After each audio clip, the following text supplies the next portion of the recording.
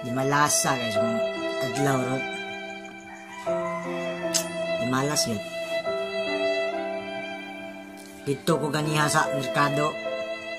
Namalit ko og karne ba. Paglantaw na ko sa tindira, dako man jud ko. Mas dako pa ang ito sa ako. Mas tambok pa siya na ako. Hindi nga. Tambok. Tamoy baboy. Susuko ako sa tindira lagi. Yan kong tulog-tulog. Ay kong ganaha. Sabi ko nga lang, nganon imong kong tawag tambok. Oh, sorry. Ako na pong Diyos akong tawag siya. Ano mo na po kong baboy. Tamoy tambok. Sus, samot man po siya kasuko no. Away naman po kong kayo. Hindi malasa rin ngayon. Ayun.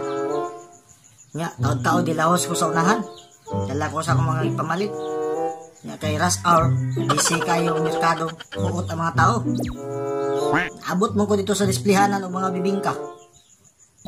Pag abot na ko dito, nasangit na ko ang usa ka bibingka, nahulog.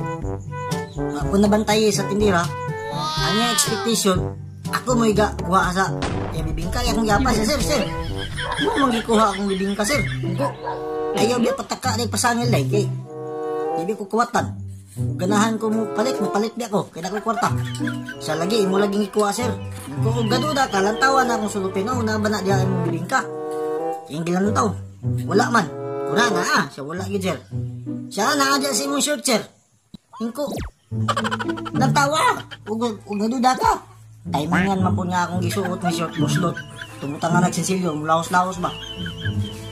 Sus, pagkuot niya ron kay lapos man.